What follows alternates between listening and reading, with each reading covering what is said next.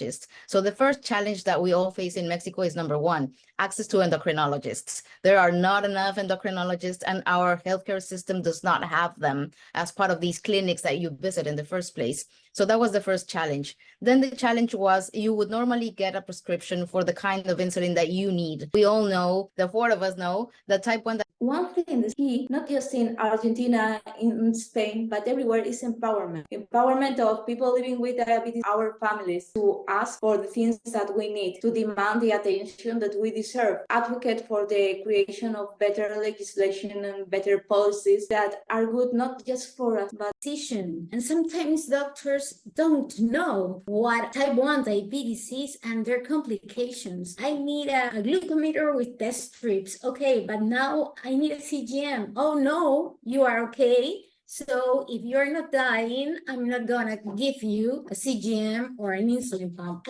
And that's Welcome to Global Diabetes Insights, your go-to podcast for navigating the world of diabetes. I am Tino, a certified diabetes educator and a global advocate for non-communicable diseases. And I'm Kona, a global advocate and a medical doctor. Together, we're your hosts, dedicated to raising awareness, fostering open discussions, and creating a safe space for everyone affected by diabetes. Join us as we dive into empowering conversations with individuals living with diabetes, caregivers, healthcare professionals, and researchers. Our goal is to not only guide you through effective diabetes management, but also to inspire advocacy for proper healthcare access. So get ready for a journey of insights, ideas, and diverse perspectives. Let's amplify our collective voice and create positive change. Get involved, get engaged, and join us in creating the change we need. So welcome everybody to Global Diabetes Insights. Welcome to another enlightening episode of Global Diabetes Insights, where we dive deep into the stories, challenges, and triumphs of those living with diabetes and advocating for better diabetes care worldwide. Today, we have an extraordinary panel of three ladies from South America, Mariana from America and Mexico, and then Lucy, it would be Argentina/Spain, and then for Kate, Peru, right? In the South America for us. So thank you so much for coming to this podcast. You are all remarkable. I've seen your work. We support each other with the work that we do. So I think it would be great. So maybe the first thing that I would ask each one of you to do is to briefly introduce yourselves. Hi, Tino. Hi, Mariana and Lucy. I am pleased to be here. I'm Catherine Mansen. I've been living with diabetes for 41 years. I'm a social communicator and also ontological coach and the dog voice. I start my journey with diabetes on board, my roller coaster, that in Spanish is diabetes a bordo, mi montaña rusa. And you can find me there in my social media. I share part of my life with acceptance and not acceptance of the diagnosis that I've been living through so many years. It's interesting for me, and also I have a big spot in mental health. Right, wonderful. Maybe Mariana could jump in. Yes, of course. Thank you for having me. Hi, Lou. Hi, Kat. Always a pleasure to see you both. Also to see you, Tino, finally in a Zoom chat. My name is Mariana.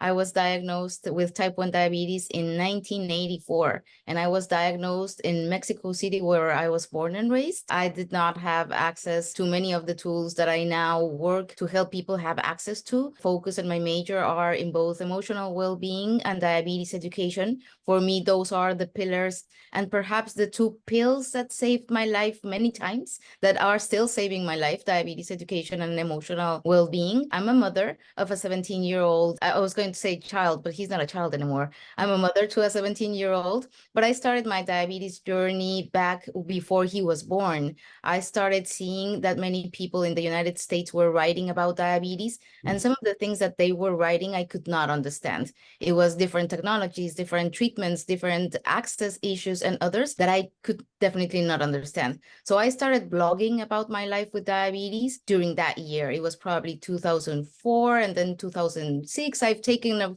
few breaks here and there, but I created Dulcecitos para mí. In English is something like candies for me. And that was my blog ever since. And I've been blogging and sharing my experience with diabetes ever since that moment. Thank you for that. I think we're going to need like the link to your blog and then we'll put it there. Right. So we jump on to Lucy.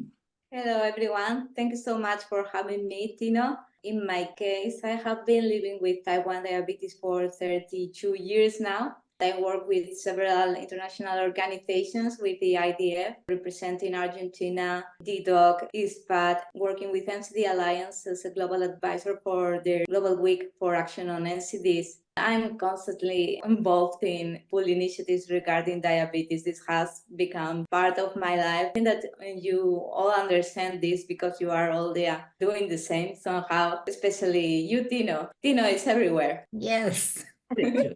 Beautiful introduction. Thank you so much. I'm humbled to be in a council of you all ladies. And thank you so much for your inspiration and encouraging me to do the things I do. I'm still an amateur. I'm learning a lot from you all. So thank you so much. And also for honoring our invite to be part of this podcast. For Mariana, kindly share with us the pivotal moment or experience that led you to your diagnosis with type 1 diabetes. And how did this experience shape your perspective on healthcare and advocacy from where you are Yes, from? my diagnosis was a challenging diagnosis, not only for my parents, but also for the health system in the country where I used to live back then. I was having all the warning signs of diabetes, the normal signs that we all know by now. I was going to the bathroom all the time. I was drinking water all the time. And my parents, who were always taking very good care of me, took me not only once, but perhaps 100 times to see different physicians back then in my city. And all they kept saying was probably it's something related to age and probably it's something like an infection. And there were many explanations until suddenly one day I was just not feeling alive anymore. I was just feeling very thirsty and wanted to go to the bathroom all the time. All my memories stopped in that moment. I cannot remember what happened after that happened until I woke up several days after being diagnosed with type 1 diabetes and having fell into a coma. History says, it's not my story, but it's actually my parents' story. They say that the diagnosis that they had received was not only not accurate, but it was also life challenging. The physicians back then told my parents that they did not know what was happening and that I would probably lose my life very soon. And I've always said I was and I am very privileged as compared to other people in my own country. That is what makes me work, and that what has made not only me, but also my parents, especially my mother, work in diabetes education for many years now. It's not possible that only us privileged people have access to the tools that we need to survive. And not only the diagnosis, but actually the treatments that will help us thrive with diabetes. Not only surviving with diabetes, but actually thriving with diabetes makes more sense for us. So I guess that it was ever since that I started seeing that there were many differences between other people living with diabetes in the same space, in the same country, in the same arena, and of course in the same world. So that has become slowly and sometimes painfully, it has become slowly and painfully a way of living for me. I've always said that if you are privileged enough to have lived more years with diabetes, you should share that gift back. It's a change of favors. If I have access to diabetes education and some tools, I need to give something back to help people as other people have helped me during my way and my life with diabetes. So I guess that's pretty much what defined the story of who I am now and what I do for a living and all my hobbies. Everything around me is diabetes. For some people, it's easy to say that diabetes does not define them. Diabetes definitely defines me. It defines the person who I am. It defines the kind of mother that I am, the kind of partner that I am, the things that I study and the things that I give back in life. I think that there's still more for me to be done. This is just the first stages of my life in advocacy, but hopefully someday soon I'll do better and more. I'm excited for it. I don't know what to say. Thank you. I'm inspired. We need to pay it forward. Yes, I know that I was living on my own bubble when I got diagnosed. I never wanted to talk about diabetes because I didn't know anything. What I was taught was when I go to the doctor, when I was visiting the doctor, whatever the doctor says I should do, that's what I was only doing. But we didn't understand what it means to be living with diabetes. So maybe I was ignorant for 9 years, but here we are now. I think we need to continuously do what we do because diabetes is a bit complicated. Okay, maybe from your personal journey as well, we heard from Mariana now. So like if you wish a significant moment from your diagnosis journey that influenced your decision to become an advocate for people living with type 1 diabetes in Peru. Yes. Being diagnosed in Peru, it's hard challenging until now. I have the lucky to have my parents that support me with all of that. I didn't have a glucometer after 3 years of diagnosis. I didn't know about diabetes education. And at that time, I was like, yes, I accept my own diagnosis, but I didn't want to know nothing about diabetes. Diabetes advocacy, no, not nothing about diabetes. I was in another field. I am a social communicator. The thing that makes me realize that I should take forward was that in 2008, I was diagnosed with diabetic mastopathy, and I have 2 breast tumors. My body is telling me you have to take care of yourself now. At that time, I was so scared. I had a lot of complications, diabetes complications like retinopathy, nephropathy, neuropathy. But these tumors make me realize that my life was in danger. I didn't realize it before. That was the time I realized that I should stop working and looking for to know better technologies for diabetes, for a better life, for a better condition. And I started reading blogs. At that time, blogs were very fashionable. All the blogs were in English. So I started looking and I found a blog of a girl that was my age. She tell her own story. With her story, I have to treat myself here in Peru because doctors didn't know how to treat me. I started a very thorough visit to the doctor, and also that means money because here it's expensive. And if you don't have money, you don't have access to healthcare. That was really point that I said, well, I accepted my diagnosis and I realized I didn't accept it. I tell everyone I have diabetes and everything, but I didn't accept it then. 2009, I started my blog, Diabetes on Board, My Roller Coaster. Therapy told me to start telling my own story and how I was feeling, how was the journey affecting me and my family. Because when you have diabetes diagnosed, your world is upside down on all the people that it's around you. I was diagnosed in 1982. Started to advocate in diabetes in 2009 because I have access to some kind of diabetes education, and I wanted that for all the people in my country, not to be the only privileged girl to have all those things and tools. I recognized that my diabetes was not well. I had a lot of complications, but it depends on the tools you have. It's not our fault sometimes to have complications, but we need tools, and I started to advocate for that and for educationals.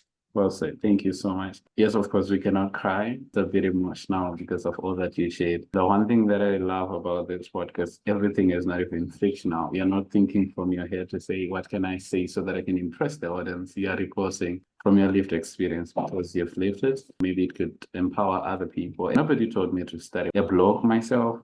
I just read other blogs and I said, okay, I think I can also do that. I'm a writer, right? I can do this. Then I started writing. Now we move on to Lucia. From your cross-national perspective, how has living with type 1 diabetes in both Argentina and Spain influenced your understanding of the challenges faced by individuals with diabetes in different healthcare systems? Living in 2 countries and 2 countries is different. Spain and Argentina gives you a wider perspective of how lucky we are here in Europe and how lucky we are here in Spain, because we strive for universal health coverage. We get our pump supplies, our sensors, our test strips for free. So that means that the health system is working. People like to complain a lot, always saying it could be better, but we are in a really advanced situation.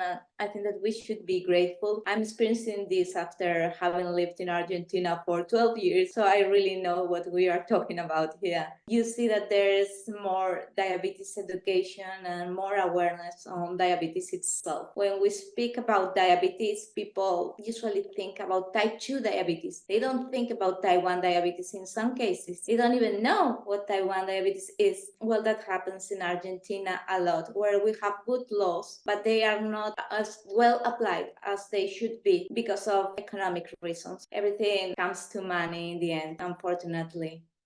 Spot on. Thank you so much for that. Especially for that contrast, we needed to hear something like, sometimes I even ask myself when I'm speaking with other people be telling me, yes, we do get free medication, but maybe the only challenge is, say, people would need strips or CJNs. And I'm like, what? Really? We don't even get anything like that. But you're saying you would need more? Really? We keep on demanding more so that the system could be improved. Let's now delve into this healthcare system. So almost everybody who is into advocacy, they're always trying to say, we need better things. We've seen or we've heard or we are learning that things are actually better in other countries. Maybe we can do all the same things. From Mariana, I think the question that I have on the healthcare system or healthcare accessibility in Mexico, if you could share with us some of the challenges that individuals with diabetes are facing in Mexico in accessing essential healthcare services and supply. If you could share with us.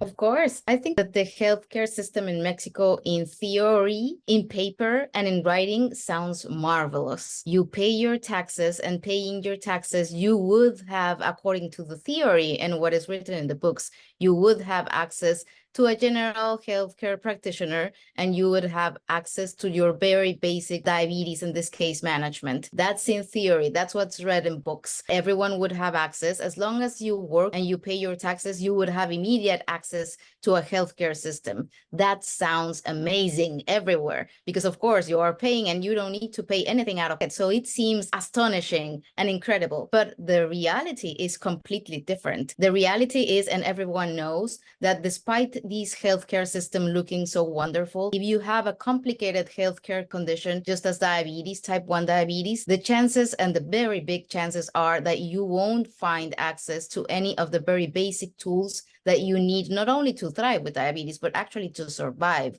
with diabetes. This means, for example, that when I was diagnosed, and the healthcare system was way better back then. Many years have passed and many accidents, meaning presidents, have passed in my country. So things are getting even worse, depending on the many years that have passed. When I was diagnosed, I went to my clinic. Of course, my parents, both of them were working back then, and they had access to this healthcare system. We went to see a physician, and this physician knew nothing about type 1 diabetes. It was not his obligation to know anything about diabetes, but he was not an endocrinologist. So the first challenge that we all face in Mexico is, number one, access to endocrinologists. There are not enough endocrinologists, and our healthcare system does not have them as part of these clinics that you visit in the first place. So that was the first challenge. Then the challenge was you would normally get a prescription for the kind of insulin that you need. We all know, the four of us know, that type 1 diabetes will not respond identically. Lucy's diabetes is different than Kath's diabetes and then mine diabetes. We all behave differently, and so do our diabetes.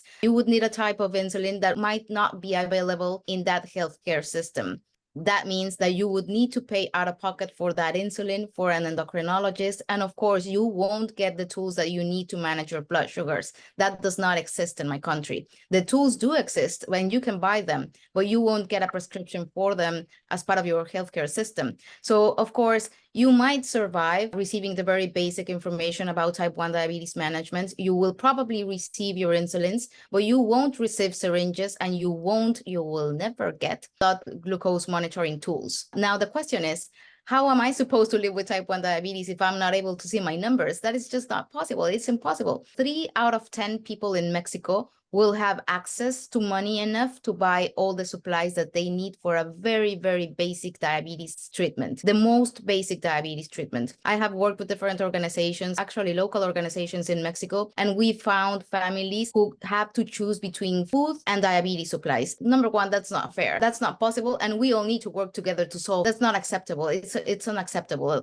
completely. I say that those are the challenges, the very basic challenges, having access to the tools that we need to survive, and of course, course, having access to these healthcare providers and diabetes education. In Mexico as a country, and this is a big country that we're talking about, in Mexico as a country, we do not have thousands of diabetes educators. It's just probably 2,000, 3,000, and most of them work in big cities, but rural places and towns and other smaller villages are forgotten. So it's most of the times volunteers and people online, like the three of us, sharing information with some of our peers. We believe that storytelling has saved many lives, but there are still a lot of things that can be done. And the last challenge that I would mention is emotional well-being. If you need to decide between food, school, a roof, and living with diabetes, it has an impact on your emotional well-being. So I guess that's also having access to diabetes education and emotional well-being services is also one of the most big challenges. But I would say, summarizing, access and accessibility are the most important challenges in our healthcare system.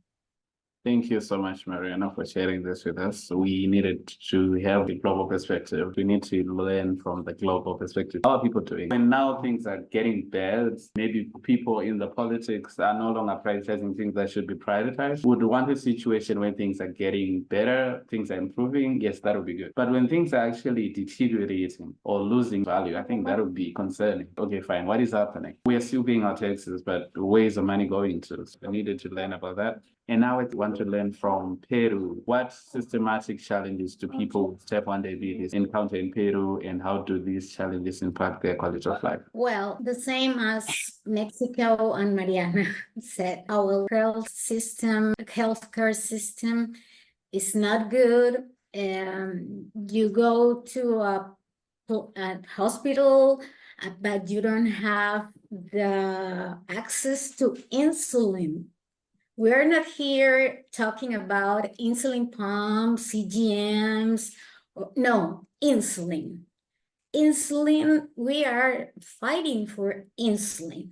We are still fighting for having good insulins here in Peru. So it's amazing because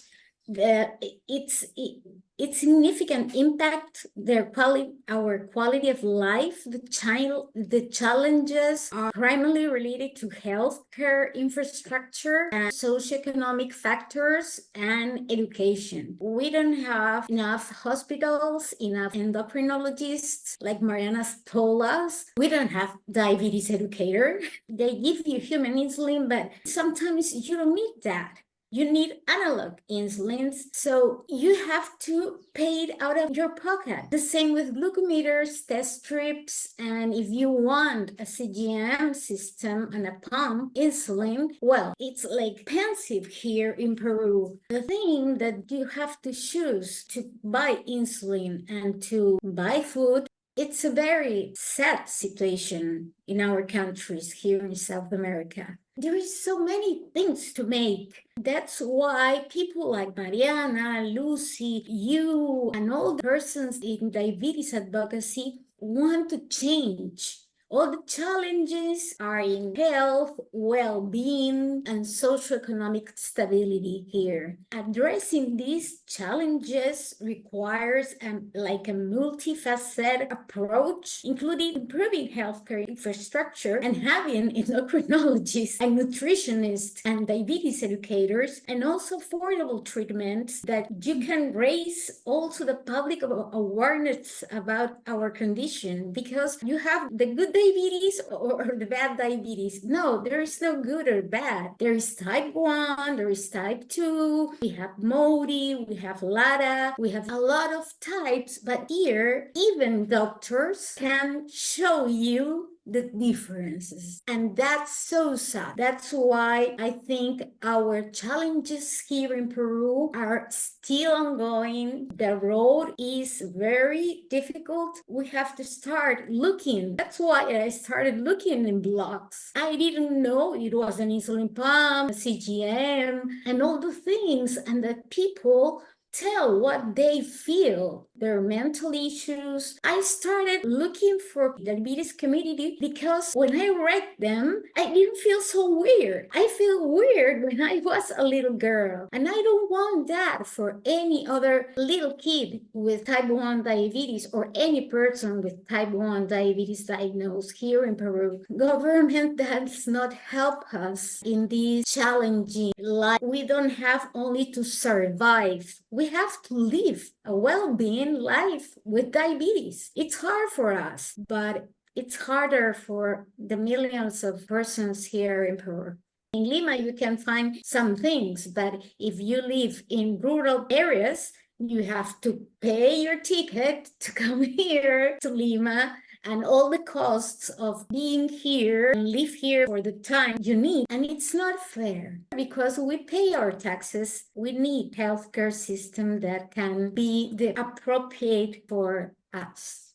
This is so moving and everything is emotional. Almost every country has got its own challenges, so we need to face them. It's not a matter of just going to another country or say, I want to go to Argentina. Things could actually be bad. This is one thing that I've been telling people to say, it's different from me, because as a person living with a condition like diabetes, which is difficult, I cannot just leave Zimbabwe to say I want to go to the UK, because it's not like I'm just going to get covered by the NHS. And there are so many things to consider. Thank you so much for that. Lucy, I think we want you to cover those two nations. So maybe if you could elaborating on the key differences in diabetes management and support between Argentina and Spain, and how these disparities are impacting people with diabetes. How is it life for people living with diabetes in Spain, and how is life for people living with diabetes in Argentina?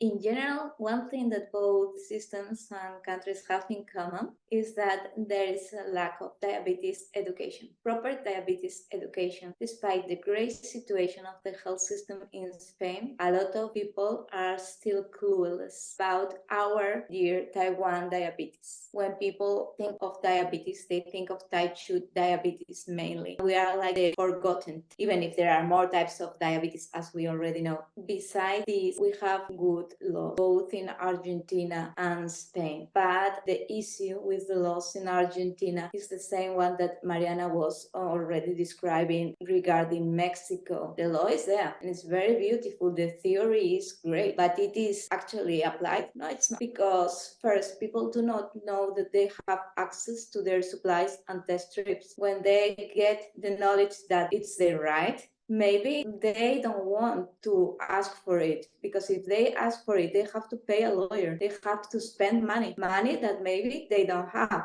If they are brave enough and they decide to do it, they still enter a waiting time when anything can happen and they are under pressure and they feel they are doing something that it might be wrong because they are demanding too much. And how dare you asking for technology when people are hungry and need basic things? It's complicated. One thing is key, not just in Argentina, in Spain, but everywhere, is empowerment. Empowerment of people living with diabetes, our families, to ask for the things that we need, to demand the attention that we deserve, advocate for the creation of better legislation and better policies that are good not just for us, but for the whole society. It goes way beyond test strips and access to supplies. It also includes comprehensive attention and to dimension the issue that diabetes is, not just as individuals, but the weight of diabetes and non-communicable diseases in societies, the impact they have, and the cost of complications if this education I was talking about before is not achieved.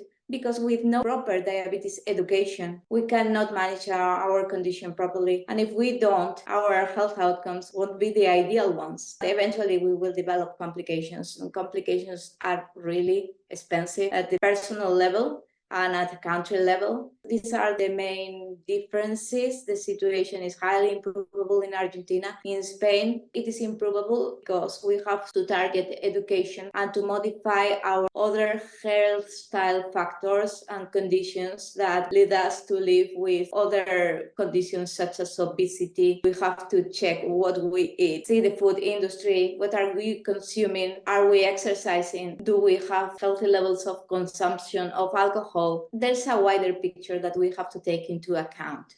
before I comment, I will quote Professor Hussein. He said that education is the treatment and prevention is the care that all healthcare professionals are obliged to provide. And if they don't feel the same way, or if they don't think these things are necessary, then I think they should just choose a different career, because education is very, very important. And we should also talk about prevention so that people with diabetes will not just develop these complications when they are taking everything that they're supposed to be taking. So people need to continue researching. The healthcare professional needs to continue researching so that they know that the things that they're recommending to people, they are not just the same, because the knowledge that the doctors in our hospitals are using is the same knowledge that they got when they got trained to become healthcare professionals, which is not really good. And when you go to these amazing conferences, you're learning that doctors are doing amazing research. Even the people living with diabetes, they're going to have a greater target ranges. We cannot talk of those target ranges that are given to people in the first world countries where they have everything, where they have CGMs. We cannot match them to what we would have to match in maybe say Zimbabwe or Peru, for example, because we are using different systems. It will be difficult for you to have your blood sugars between 4 to 7. It will be difficult without a CGM because you might not even feel that it's low. For our healthcare professionals, I think they need to do something. From our individual countries, we need to do something. This is something that I learned when I was listening to the World Health Assembly IDF event. Dr. Bianca from WHO, she said governments, they need to prioritize diabetes. One thing I know people don't really know about this, who are the bosses for organizations like WHO? It is our local governments. They are the bosses. They are the ones that tell WHO to prioritize these things because they get paid by our countries. But I know that China and America are the top payers, people listen to them. So if we as advocates continue to pressurize our governments to get involved, maybe that's when the WHO can also realize. The WHO cannot just say, we want to prioritize on these things. We are putting how much money on these things, but it is from our local government. They need to be involved. That's when we can see all the changes that we need. Like, see what is happening in the UK right now. People are now getting CGMs, but it's very unfortunate, maybe only for people in England, but for those in Scotland, their health systems are different, but only for people in England. They are the ones that are getting CGMs for free. See, but this is something that we need because this is the government that are doing it.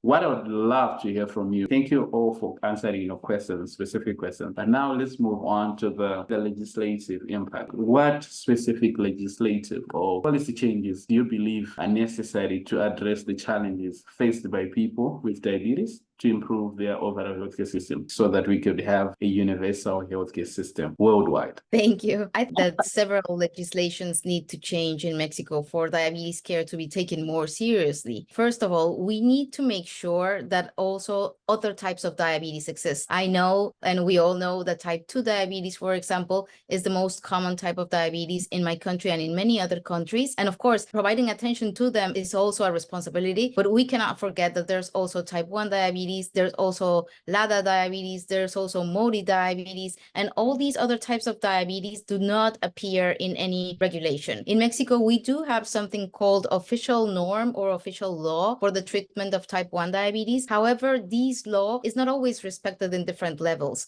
So I think that several things might be useful. We need to make sure and guarantee that there are laws that protect human beings in terms of having access and being able to fulfill their right to healthcare. That's not happening yet. We need to make sure that all these laws are applicable for everyone and not only just a few people who are knowledgeable in law. So we need to provide people with information so that we can understand what our rights are. That's the first problem that we all face. I know that I have my rights, but do I really know how to be listened and how to advocate for my rights? We need to help people learn how to advocate for themselves. So that's all something that could be beneficial. And of course, these laws that have to do with helping people save money when they are already diagnosed and that they have complications, as Lucy was mentioning earlier. We are lacking all information about complications, not only the diabetes education portion of it, but what are the treatments that we need, and making sure that our governments understand the relationship between providing adequate access to the tools that we need and potentially delaying the onset of complications. That won't always happen. We all know that. It is almost a certainty that we will develop complications, but how fast we will get them diagnosed and how fast we will have access to treatments should also be contemplated in any law. And there are also additional laws that have to be taken seriously, like, for example, laws that protect us and our civil rights, laws that protect us from discrimination at work and school systems. And that is something that must be taken more seriously as long as we are advocating. And just a reminder for people, there's not one single way of advocating. We sometimes mistake advocating for just one type of advocacy, and that's not the case. Some people will advocate via social media. Some other people will advocate being very knowledgeable in law, like Lucy. Some other people will advocate creating a blog, like Kath will do. There are different types of advocacy, but the true challenge remains in how do we bring all these voices together so that we can advocate pretty much for everyone. So I guess that's something that could also be contemplating in a law, providing salaries that are adequate not only for people who participate in advocacy efforts, but also who are diabetes educators, might be something that we could potentially advocate for as well. Thank you so much, Mariana. Those were top-notch, you. amazing points. Lucy, if you'd want to add something on this specific thing, we are discussing legislative impact. Maybe Kathy can go first. If you have something that you might want to add on what Mariana has just alluded to. Just a little reflection. What Mariana says, it's like she's living here in Peru. We have the same challenges. Now that we have this, the government set the clinical practice technical guide for diagnosis and treatment for people with type 1 diabetes. Now that they say that, okay, if you need another insulin, we're going to get you, but it's escalating. It's the doctor that makes the decision. And sometimes doctors don't know what type 1 diabetes is and their complications. I need a glucometer with test strips. Okay, but now I need a CGM. Oh no, you are okay. So if you're not dying, I'm not gonna give you a CGM or an insulin pump. And that's not the legislation, and that's not what we are fighting for. Now we have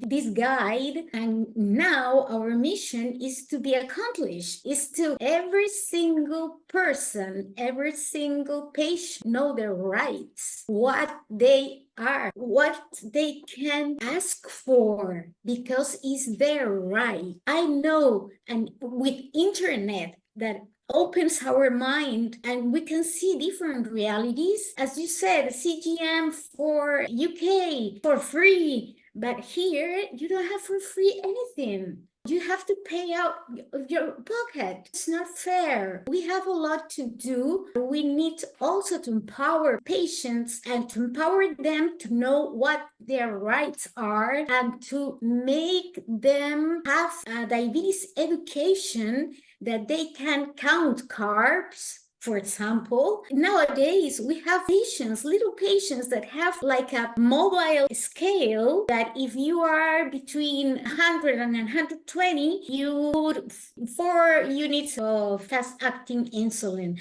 But it doesn't matter what you eat, what you have for breakfast, or if you don't have breakfast. And those things are like stony. The government has another in their mind, in the paper, and not diabetes or not diseases that can be to complications. Maybe Lucy, do you have something to add before I comment? Yes, I would like to conclude with 2 basic points. The first one is that I would like to stress the importance of improving diabetes education. And in here, I want to stress the importance of the awareness of the existence of the low carbohydrate approach to diabetes care, because in some cases, for example, as it is for me, it is a very effective way to treat my diabetes, be in healthy range. And I think that this situation can be applied to many other people that are not treating themselves accordingly just because they don't have this information or this approach. The ADA already recommends low carbohydrate diets for type 2 diabetes. There's more research to do in type 1 diabetes, but for many of us, it's really working and it has changed our life and it has improved everything. And also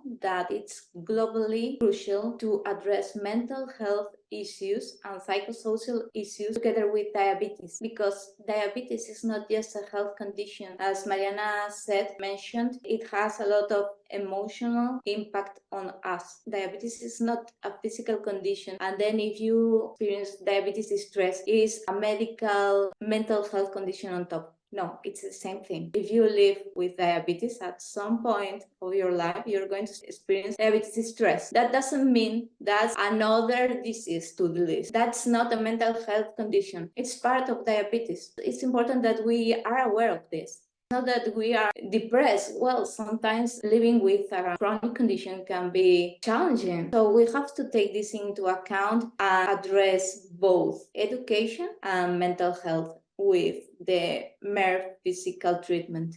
Bravo, thank you so much for your amazing ideas on the things that we can do. And I know that so many people that would listen to this, they'll also get inspired because these are some of the things that they're working on. And I believe this is something that already other countries have implemented and some are still doing, which is great.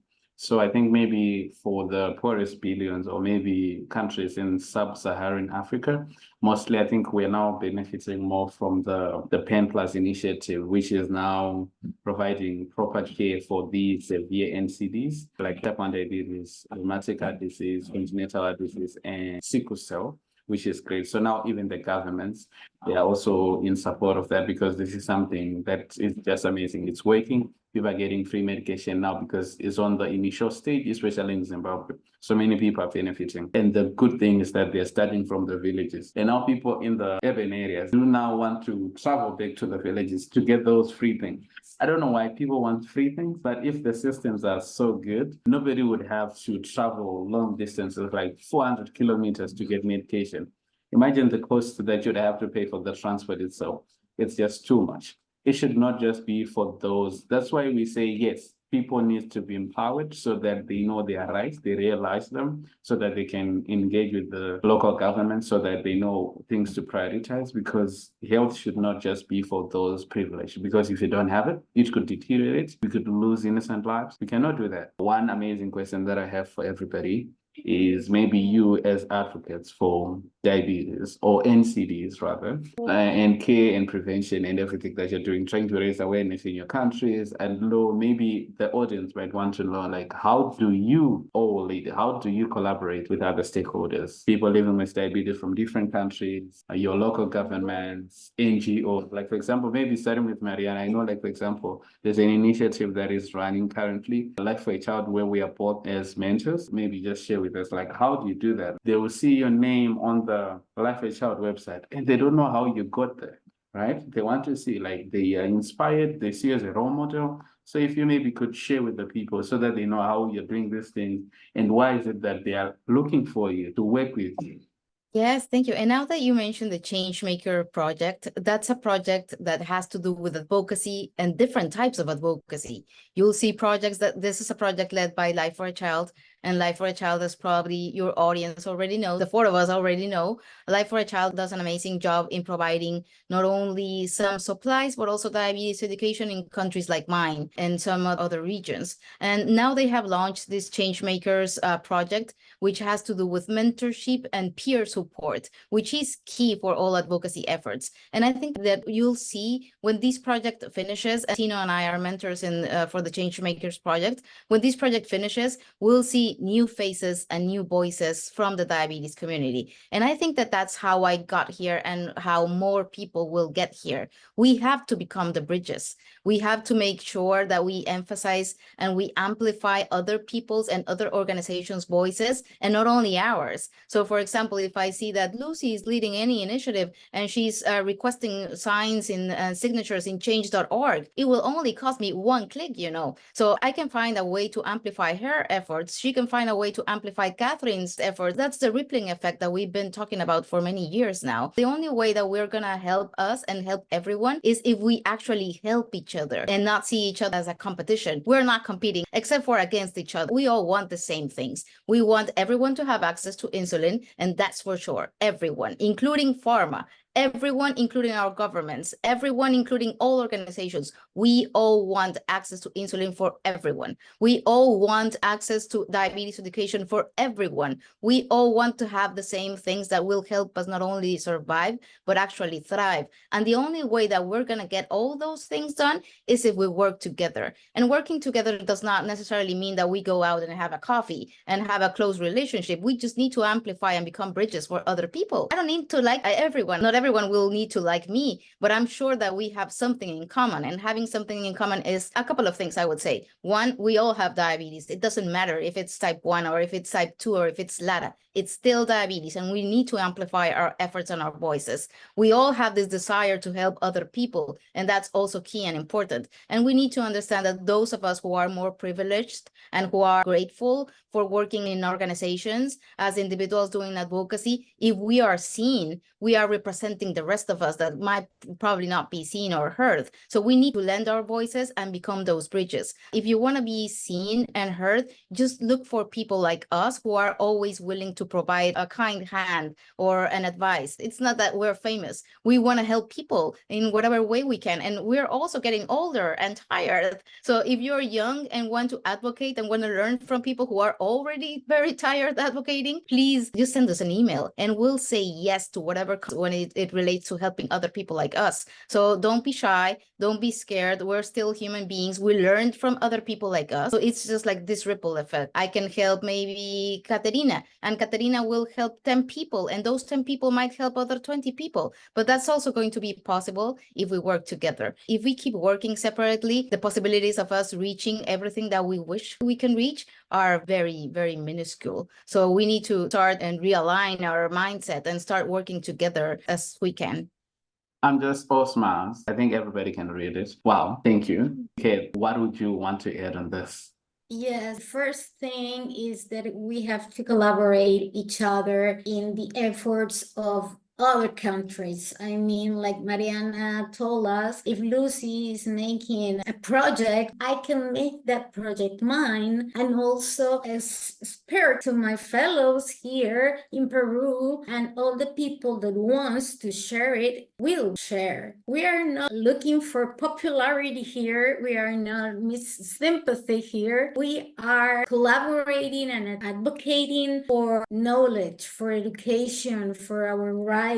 It's important to be close. I think peer support is what have saved my life, okay? I'm grateful about that. With political issues or legislation, but I know there are some persons with diabetes that are lawyers, some that are doctors, the ones that are educators. We all together can embrace this project to make our lives easier and not only surviving. Our experience and our history with type 1 diabetes is only ours. Mine is different than Mariana's and Lucy's and yours, Tino, because we feel different, we have different resources, we have different education, so we need to be one community, one diabetes community that fight for all of us. Like Mariana said, we are not competing to be more famous, to have more likes. No, it's to motive. If you have type 1 diabetes, please come to us. If more people are engaged in this, we're gonna succeed. This is like giving life to others, giving our lives to others, to say, yes, we've been helped, we've been assisted, then we want to pay it forward, we want to help other people. So Lucy, I know you're working with a number of organizations. If you could share with the audience, Lucy, over to you.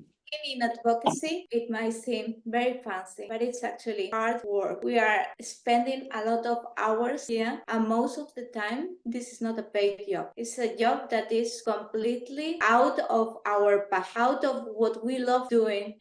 We want to change things and we make that happen. And in order for it to happen, we devote our lives in the process. So wherever we are needed and wherever we have to amplify an initiative, there we are, helping, reaching out to people. As you said, Tino, yes, you are everywhere. You are with the IDF, you're with TDOC, you are with ISPAT, you are with the NCD Alliance, and many more. Yes, you are there. But you are there promoting everybody, helping everybody, doing what has to be needed. In my case, because I love it. Because when I help other people, I help myself. it's medicine. It's the same that happens with peer support, as you were mentioning, that when we get to help one person and make them feel empowered and happy about their diabetes, it's so rewarding that it's not money, but almost as good, almost, because it's always nice to be paid, and we all know that our lived experience is something that's very valuable, and it's a unique kind of expertise that no other stakeholder has, and that has to be remunerated accordingly and compensated. That's another thing that we are working on, meaningful engagement of people living with NCDs at the World Health Organization, because we bring a lot of knowledge and expertise to the table. We are not just the patient we used to be in the past. We're another expert who is sitting with healthcare professionals, politicians, policymakers. We are all providing to the discussion. We have to be equally valued and, of course, compensated. So first, I started saying that yes, advocacy is a hard work that is not paid most of the times. We have to start being considered as the experts that we are and increasingly incorporated in all initiatives where we are the subject. Where diabetes is on the agenda, we have to be there. And not just as a checkbox, but meaningfully engage. Beautiful. My takeaway from this was that we need to work together. We are not looking for popularity. They say yes, being famous is a consequence of being effective. If you're effective in what you're doing, people want to reach out to you, organizations will want to reach out to you, and then people will think, wow, of course, it's all for popularity, and then they'll think you're an influencer, but if you're doing an amazing job, it's great. We all can do something, but we cannot do everything. So that's why we need collaborating. And the last question as we close is about the future outlook. What are your hopes and aspirations for the future of diabetes? And how do you envision the role of advocacy evolving in the coming years? You can learn a lot from the HIV advocacy because they've done so many things, not just in Zimbabwe, but in so many countries. I think maybe for diabetes, what do you envision and what are your aspirations and hopes? We start with Mariana. My hope is for everyone to work in global diabetes advocacy, like us all having the same goals and the same mission and helping each other. I know that the International Diabetes Federation does an amazing job and there's different programs. The Blue Circle advocates for once and the Young Advocate Leaders in another scenario working at the same time. The DDoc Voices is also a very good example of what I mean. Like it's people from all over the world participating and helping each other and sharing the information that they already have. But also, I think that we're still lacking the advocacy component. If there was one place that we could all virtually attend to learn from those experts around the world who have made changes possible in their countries, that would be amazing. Caterina, we both attended a couple of events. We could learn from people, for example, in Chile, who had already made changes in law. And I think that that's something that we all need, like training in advocacy in a higher level so that we could then unite everyone and just work towards the same goals. We need to find true leaders.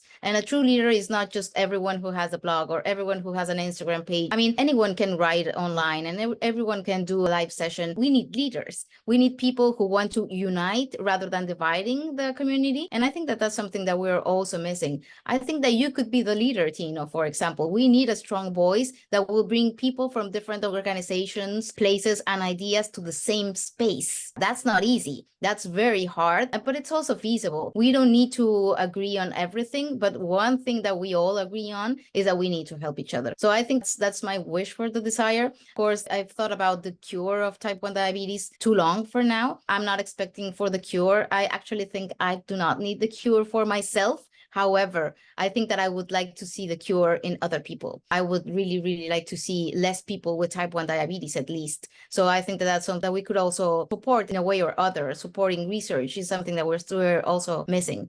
And I think that those are the two things that I wish that I can see someday soon. Thank you so much for that thought-provoking insight that you've shared with us. Maybe we could go to Kate. My hope is that every person in every country has the same rights, the same access to treatment and a good treatment, and that we can find a way to be equal, that we can have the same opportunities. Also, don't be the stigma to have diabetes.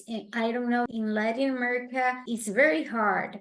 I am hoping for equality for everyone. Someday, I would like to tell people, oh, I was living with diabetes type 1, and now you can be out of that kind of life. It's not because it's a bad kind of life, it's because it's too challenging. It's mental challenging, it's economic challenging, it's challenging in all the aspects of our life. Thank you so much for that, Kate. That is just amazing. Lastly, we could hear from Lucy.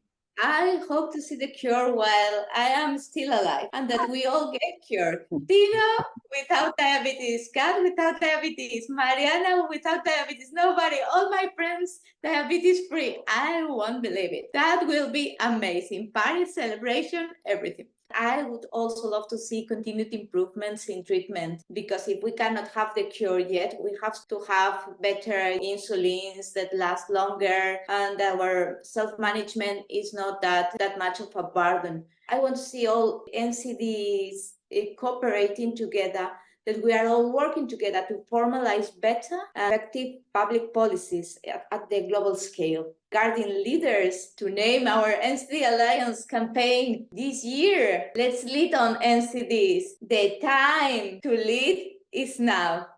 I cannot thank you enough. Thank you so much. This is great, an amazing piece. If either of you have last word, it's very unfortunate that Mariana had to rush the kid to school, but I mean, we were done anyway. I don't know if you have any last word. Maybe you might want to share in your local languages. I don't know. In Spanish, this session, Tino, should have been in Spanish, because we were 3 Spanish speakers against just 1 English speaker. So it should have been in Spanish. It's fun. The next one in Spanish.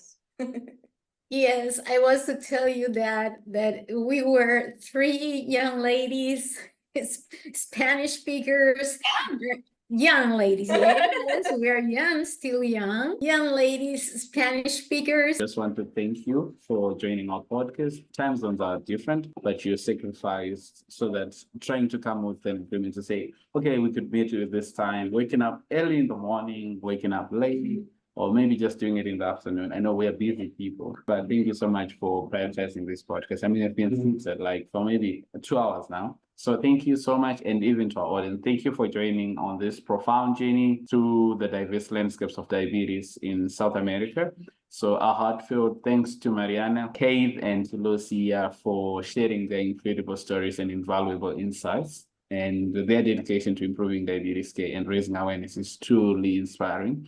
And we hope to continue bringing amazing people like this. Our podcast is not only for healthcare professionals, but people living with diabetes that are doing amazing things in their own communities, and also to our caregivers and researchers that you continue to see. So we hope today's discussion has shed light on the challenges and opportunities in diabetes care across different regions and inspired you to take action in your own community.